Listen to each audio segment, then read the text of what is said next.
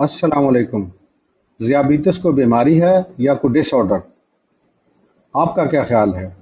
आइए आज मैं आपको वो सच बताता हूँ जो शायद किसी ने इस अंदाज में आपको ना बताया हो। अगर ज़ियाबितस को कंट्रोल ना किया जाए तो ये वाकई आपको काटने लगती है। आपकी आंखें, गुर्दे, दिल, पाँव यानी सर से लेकर पाँव तक हर चीज़ मुतासर हो सकते हैं। ज़ियाबितस क्या है? क्या ये एक बीमारी है या खराबी है? ये दोनों हो सकती हैं। ये आप पर मुनहसर है कि आप इसे किस तरफ लेकर जाते हैं।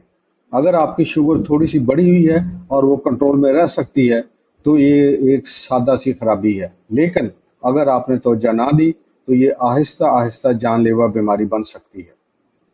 ज़ियाबितस और शेर का मुआवजा। ज़ियाबितस बिल्कुल उस पिंजरे में बंद शेर की तरह है। जब तक काबू में है आप महफूज हैं, लेकिन अगर आप काबू में उसको ना रख सकें तो समझ लीजिए ये शेर आप पर हमलावर हो जाएगा। ज़ियाबितस भी ऐसे ही है। जब तक कंट्रोल में है कोई मसला नहीं है, लेकिन अगर बेकाबू हो गई तो ये आपके हर उज़्व को नुकसान पहुंचा सकती है।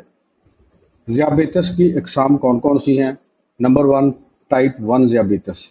ये अमूमन बच्चों में होती है और अचानक ज़ाहिर हो जाती है। इंसुलिन के बगैर जिंदा रहना मुमकिन नहीं है। इंसुलिन की दरियाफ्त से पहले ऐसे बच्चे चंद महीने में फौत हो जाते थे। Number 2, type 2 ज़ियाबितस। दुनिया भर में 90% से ज़्यादा मरीजों को यही टाइप 2 ज़ियाबितस होती है।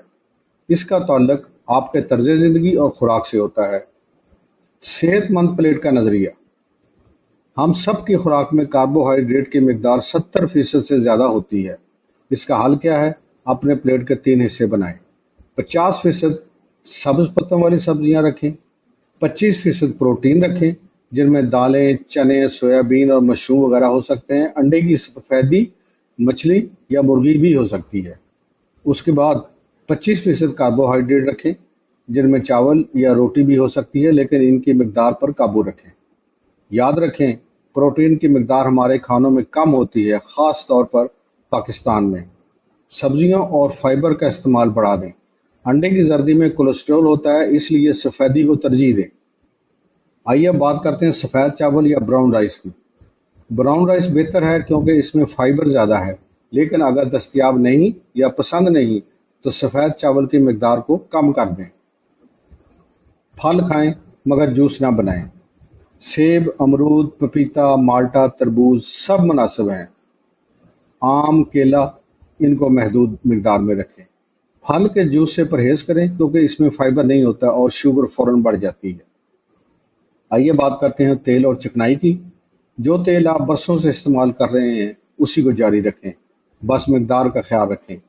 नारियल, सरसों तेल, मूंगफली सभी तेल इस्तेमाल हो सकते हैं, लेकिन इक़्तिदार के साथ। सुपर फूड्स जिनमें लहसुन, हल्दी और अदरक हैं, ये इम्यूनिटी बूस्टर हैं, लेकिन ज़ियाबितस का इलाज नहीं है। अगर कोई कहे कि सिर्फ हल्दी खाने से शुगर ठीक हो जाएगी तो समझ लें कि ये एक झूठ है। ज़ियाबितस का इलाज जादू की छड़ी से नहीं होता। ना कोई हर्बल पाउडर, ना कोई फेक इंस्टाग्राम डॉक्टरों की तजवीज़। बस परहेज, नज़्म ज़ब्त और डॉक्टर की रहनुमाई।